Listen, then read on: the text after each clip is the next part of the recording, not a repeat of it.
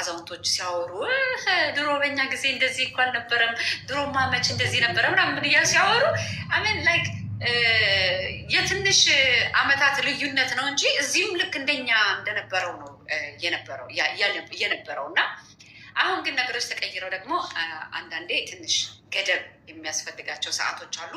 አንዳንዴ ደግሞ ደስ ይልሻል ሁለገብ መሆኗ ሴት ልጅ ራሷን መጠበቋ ሴት ልጅ ያላት ኤነርጂ በጣም ትልቅ ለውጥ በተለይ ደግሞ እኛ ሀበሾች ለእኛ ለሀበሾች አዲስ ነገር ስለሆነ ትልቅ ለውጥ እየመጣ ነው። እርጅናን በተመለከተ እርጅና ማለት በጣም ብዙ ትልቅ ትርጉም ነው። ባይዘወይ እርጅና እኛ ከቆዳ መሸብሸብ ጋር ከእንዴት ነው ከሰውነት መዛል ጋር እናገናኘዋለን እንጂ እርጅና ማለት በጣም ሰፊ ቃል ነው። በእርጅና ውስጥ በጣም ብዙ ነገሮች አሉ የሚካተቱ። እርጅና ማለት ያስተሳሰብ መደብዘዝ፣ እርጅና ማለት ፍላጎት ማጣት። እንደውም ፍላጎት ማጣት የእርጅና የመጀመሪያው ሳይን ፍላጎት ማጣት ነው። ፍላጎት ስንል በጣም ብዙ አይነት ፍላጎቶች አሉ። እነሱንም እንድንነካቸው ነው የፈለግኩት እና እዚህ ጋር በጣም የተለያዩ ኮመንቶች እየተጻፈ ሀንሻዬ ኮመንቶችን አልፎ አልፎ ማንበብ አለብን። ኢግኖር ያደረግናቸው አሁን ከቀደሙ አሁን ደስ አለኝ ሀኒና ይስ እየመጡ መሰለኝ ሀኒ እየተመለስች ነው ግጥም አባት ጻፈውና ግጥም በጣም ደስ ይላል። ግጥም እንግዲህ ሀኒን የሚወዳደር ካለ መድረኩን እኔ እጠዋለሁ፣ ቀስ ብዬ እወጣለሁ። እንዳንተ እዛ አባት ነው የጻፈው እና ያው አንቺን እየሰማሁሽ ከዛ ደግሞ በመሀል አየሁኝ። ደስ ይላል ማለት የምትሰጡን ሀሳብ በጣም በጣም ነው ደስ የሚለው እና እኛም ደግሞ ጊዜያችንን ለእናንተ ስንሰጣችሁ በጣም በደስታ ነው። ያው ብዙ የተለየ ሀሳብም ሚዲያው ላይ የሚሸራሸሩ ብዙ ሀሳቦች ቢኖሩ እስቲ ደግሞ ያልተነካኩ የምንወያይባቸውን የበለጠ ደግሞ የምንማርባቸውን ነገር ብለን ነው ጊዜ ሰጠን የምንመጣው አይደል? ኤግዛክትሊ በትክክል። ሌላው ሀኒሻ በቀደም ለታ የጠየቅናቸው ጥያቄ አለ። አሁንም ይሄ ጥያቄ እስካሁን ድረስ አልተመለሰም። ጥያቄው ስቲል ክፍት ነው።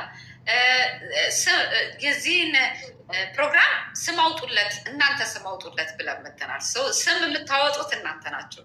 እንግዲህ ቆንጆ አይዲያ አምጥቶ ደግሞ ቆንጆ ስም ለሰጠን በብዙ ሰዎች ለተመረጠ ስም ያንን ስም ለመጀመሪያ ለሰጠ ሰው የሚገርም ሽቶ ለገናች ተወጣ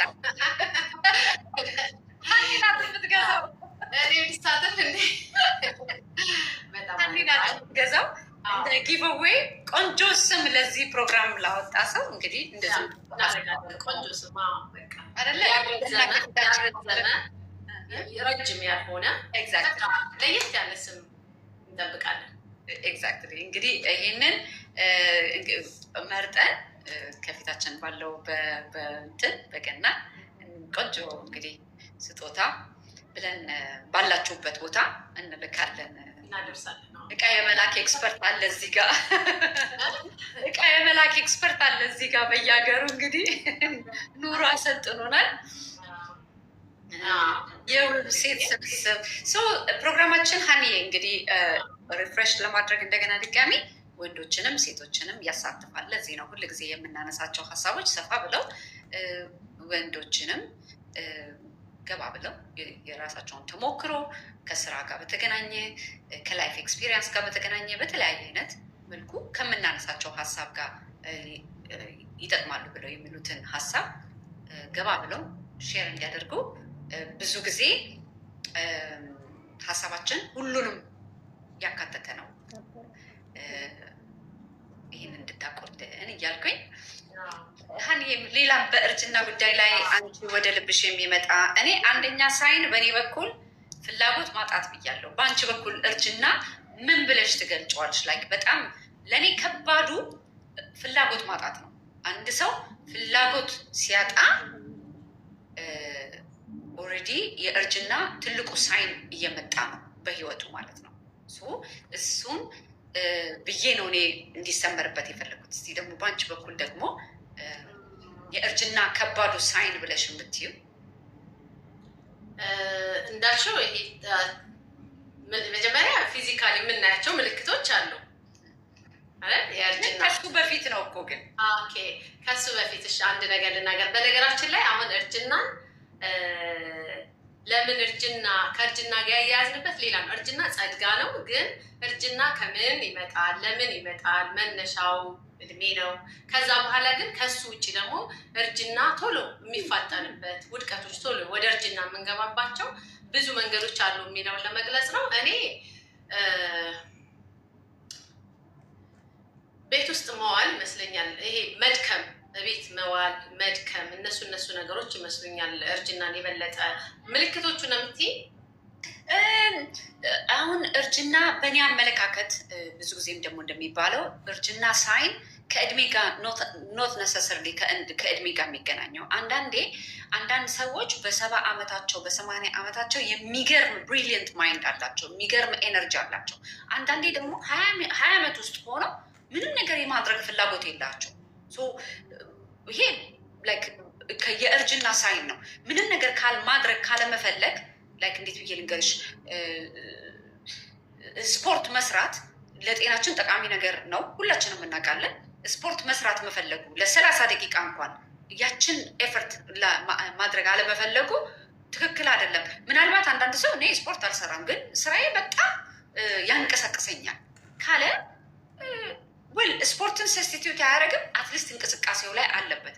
አንዳንድ ሰው እንዴት ብዬ ልንገርሽ፣ ህይወቱን ለማሳደግ ህይወቱን ለመቀየር የሆነ በቃ በህይወቱ ላይ ራዲካሊ ለውጥ ሊያመጣለት የሚችለውን ነገር እያወቀ ማድረግ አለመፈለግ ግን በቃ እንዴት ብዬ ጭንቅላታችን መስል ነው፣ ካላሰራ ነው እየረጀ ነው የሚሄደው እና ጊዜ ማፋጠን በቃ ጊዜ አለድሜሽ አንዳንድ ሰው አስደንግጦሽ ያውቃል በህይወትሽ ስታያቸው ምን እንደዚህ በአንድ ጊዜ ምናምን ብለሽ በአንድ ጊዜ ውድቅድቅ አለ ብለሽ የምትያቸው ሰዎች ሰው ብዙ ጊዜ የሚባለው ፍላጎት ሲያጡ ነው። በቃ የአንድ ነገር የማድረግ ፍላጎት የለኝም ከቤት መውጣት ቤት ውስጥ ከመቀመጥ በጣም ብዙ ራሳችንን የምንጎዳው ነገር አለ። ይሄ በጣም ብዙ ሳይንቲስቶች ራሳቸው ኮንፈርም ያደረጉለት በዚህ ሰዓት ብዙ ጥናት የሚናገረው በአካችሁ ከቤት ውጡ፣ አትሊስት ለ10 ደቂቃ ለ15 ደቂቃ ለ20 ደቂቃ ከቤት ውጡ እና ቤት ስንወጣ ዘነበ፣ ፀሐይ አለ፣ በረዶ አለ፣ ዋትኤቨር ያለውን ነገር ተጋፍጦት ያችን 30 ደቂቃ ያችን 10 ደቂቃ ያችን 20 ደቂቃ ኤቭሪዴይ በምናደርግበት ጊዜ ሰውነታችን ሪጀነሬት እያደረገ ነው የሚሄደው።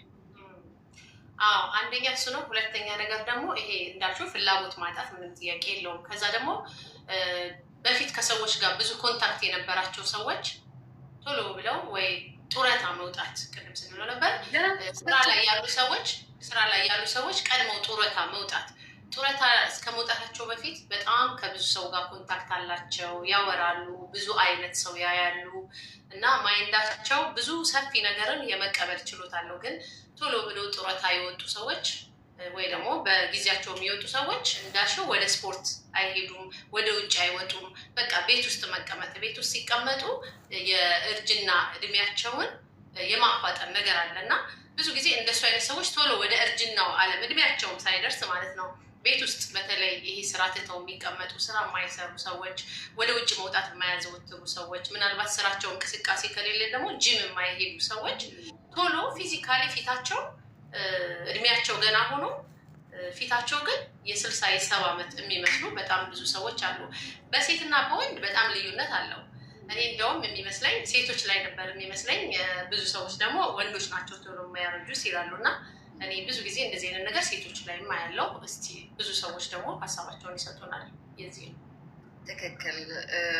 አንድ እህታችን እዚህ ጋር መናደድ ብላ ጽፋለች። መናደድ በጣም በጣም በጣም ቶሎ ያስረጃል።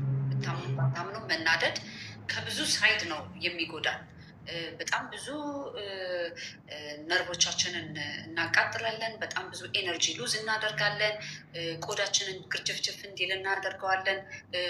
ብዙ በቃ አይምሮን ራሱ ይጎዳል እና መናደድ በጣም በጣም በጣም ማቆም መቻል አለብን እና ነው በዚህ በምንኖርበት አስቸጋሪ ላይፍ አለመናደድ በጣም አስቸጋሪ ነው። የሚያናድዱ ብዙ ነገሮች አሉ አይደለም፣ ግን ራስን መቆጣጠር መቻል፣ ራስን እንድንቆጣጠር ጥሬ ስጋ መብላት በጣም ትክክል ነው። ጥሬ ስጋ በጣም ያስረጃል። ቶሎ ግርጭፍጭፍ ያደርጋል ሰውነት። ይጠቅማል ተብሎ ይባላል፣ ግን ከጥቅሙ ደግሞ ጥሬ ስጋ ጉዳቱ ነው የሚበልጠው እና የእርጅና የሚያስመጡ ነገሮች በጣም ብዙ ናቸው። በጣም ብዙ ብዙ ብዙ ብዙ ማለት እንችላለን። አንዳንዴ ድካም ሲሰማን እረፍ ልበልበት በቃ በጣም ተጎሳቁያለሁ ልተኛ ምናምን እንላለን።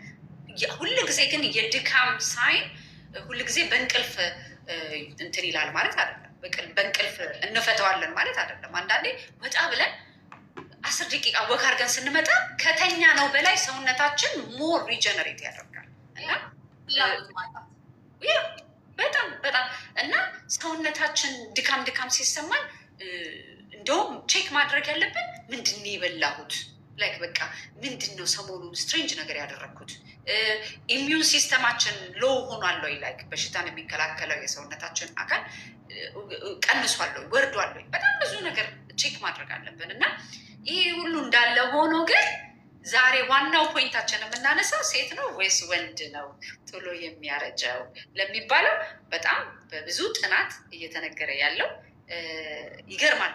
ሴት ወላድ ናት ማጆሪቲው፣ ሁሉም ባይባልም ማጆሪቲው ከ45 ዓመት በኋላ ብዙ ጊዜ ሴት ልጅ ወላድ ናት አይደለ? ሰው እንደዛ እንኳን ሆና በእድሜ ደረጃ አሁን የ50 ዓመት ሴት ብንወስድ እና የ50 ዓመት ወንድ ብንወስድ ብዙ ጊዜ ሁሉም ማለት አይቻልም፣ ብዙ ጊዜ ሴቶች ሞር ወጣት የመምሰል ነገር አላቸው። በጣም ሴቶች ልጆች ራሳቸውን መጠበቅ ቆዳቸውን ምናምን እና አሁን ወንዶችም ወደዛ እየገቡ ነው አይደለ?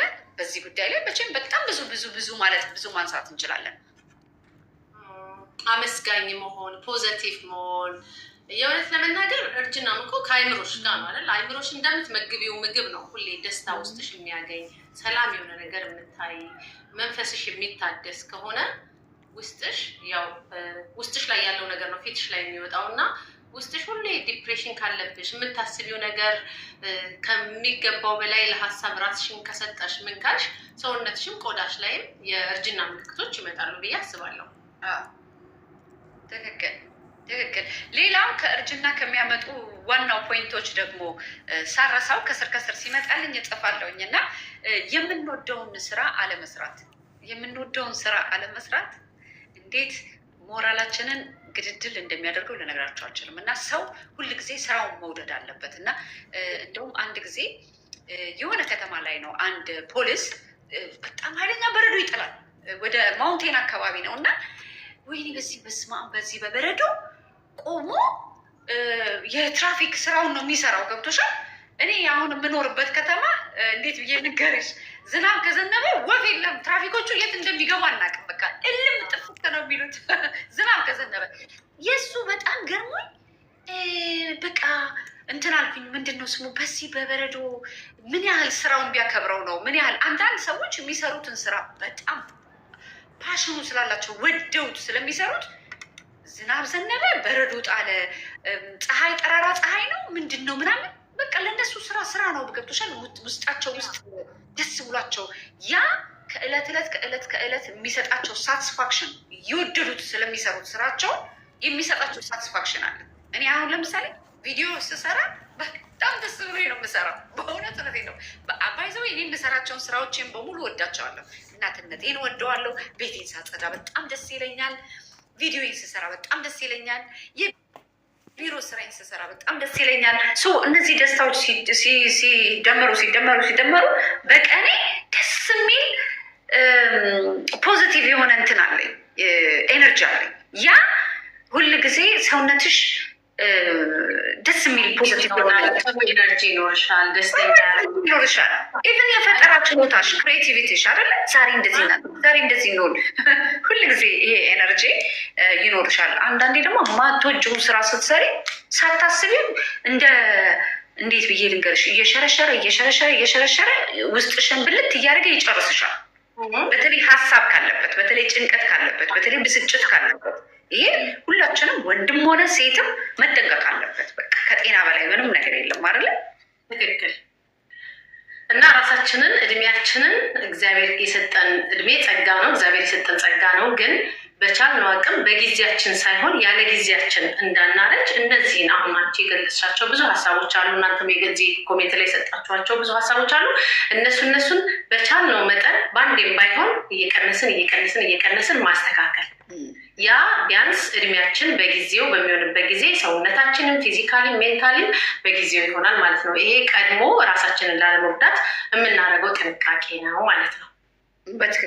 በትክክል በጣም ይገርምሻል። እዚህ ሀገር አዛውንቶች ከስራቸው እንዳያቋርጡ በጣም ይመከራል። በጣም ኢቨን እኔ ራሱ እንደው አሁን እንትና ባልልም በቤተሰቤ እንኳን ብዬ አሁን በዚህ በትዳር ፋሚሊ በዙሪያ ባይ የእሱ ቤተሰቦች እናቱ በይ አጎቶቹ በይ ሁሉም በቃ በህይወት ያሉት በጣም ታታሪ ሰራተኞች ናቸው። ጠዋት ተነስተው ምናምን በቃ ስራ ላይ ናቸው ያሉት ምናምን ነገር እና የሚገርመኝ ነገር እነዚህ ሰዎች መቼ ነው ስራ የሚያቆሙት? አሁን አንዳንድ ሰው ስራ ቦታ ሲመጣ እንዲህ አማቾች መቼ ነው እሳቸው መቼ ነው ስራ የሚወጡት?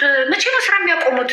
ምናምን ነገር ይባል። መቼ ሁሉም ደንግጠው ለምን መቼም አታቆሙም ትቀጥላለች ትሰራለች ምናምን ይባላል። ለምን ስራቸው ህይወታቸውን በቃ ኤነርጂያቸውን የጠዋት ተነስተው የሚሄዱበት ፕሮግራም አላቸው። ገባሽ? ያ ፕሮግራም ሁልጊዜ ዕለት ዕለት ራሳቸውን እንዲጠብቁ ያደርጋቸዋል። እና በጣም ይገርምሻል በ80 ዓመታቸው በ85 ዓመታቸው መዓት ህዝብ በተሰበሰበበት ላይ የሚያደርጉት ንግግር ዝንፍ እኮ አትልባቸውም። ቃላታቸው ዝንፍ አትልባቸው። ምክንያቱም እድሜ ልካቸውን ሲሰሩ ነው የኖሩት።